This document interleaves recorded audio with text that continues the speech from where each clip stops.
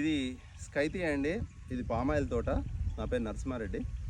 ఈ పామాయిల్ తోటలో ఇది చాలా ఉపయోగంగా ఉంది. ఏం ఉపయోగం దీంతో అంటే, ఒక మాట చెప్పాలంటే, నేను తోటలోకి ఎంటర్ కాగానే ఫస్ట్ ఇదే తీసుకుంటా చేతిలోకి.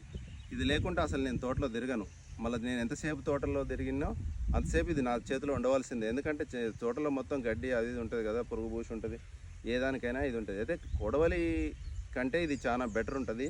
ఇప్పుడు ఈ పామాయిల్ చెట్టు ఉందనుకోండి, సపోజ్ ఈ డ్రిప్ పోస్తుందా లేదా చూడాలంటే, అదే మామూలుగా అయితే మనం ఇక్కడ చేయి పెట్టి అటు ఇటు చూడాల్సి వస్తుంది. అదే ఇది ఉంటే మట్ట తీసుకోవచ్చు. డ్రిప్ చూడండి, ఇది ఆడ పడిపోయినది. అప్పుడు మళ్ళీ దీన్ని మనం సరి చేసుకోవచ్చు. ఇది కాక ఇంకా ఏమన్నా దొండ తీగలు ఇట్లా ఉంటాయి అనుకోండి, ఈ దొండ తీగలు ఉంటే ఇది కొంచెం జంపు ఉంది కాబట్టి మనకు మంచిగా దీంతో చూడండి గుంజేయచ్చు. దొండ తీగలు కానీ ఇట్లాంటి ఏదైనా చెట్లు ఉంటే గుంజేయచ్చు తీగలన్నీ.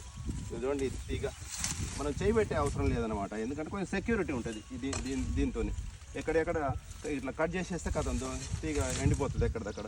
లేదు ఒక్కోసారి ఏదైనా మట్ట మనకు ఇది చూడండి మట్ట ఇరిగిపోయింది, ఇది ఏమైనా అడ్డం ఉందనుకోండి, దీంతో ఇక్కడి నుంచి మనం కట్ చేయొచ్చు అనమాట.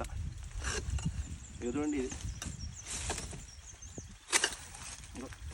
ఈ కట్ అయిన మండ కూడా మళ్ళీ మనం దీంతోనే చెయ్యి లోపలి పెట్టే అవసరం లేకుండా ఇది చాలా సేఫ్టీగా పనిచేస్తుంది అనమాట. మళ్ళీ ఈ గడ్డిలో చేయి పెట్టకూడదు కాబట్టి, ఏదైనా ఉంటుంది అందులో కాబట్టి చేయి పెట్టకుండా ఇది పనిచేస్తుంది. ఇంకేదన్నా చెత్త చెదారం ఇట్లా ఉందనుకోండి, సపోజ్ ఇట్లా ఈ చెట్టు ఏదైనా చెత్త ఇట్లా ఉంది, ఆ డ్రిప్ సరిగ్గా కనపడలేదు అనుకోండి, దీంతో క్లియర్ చేసుకోవచ్చు ఈజీగా. మనం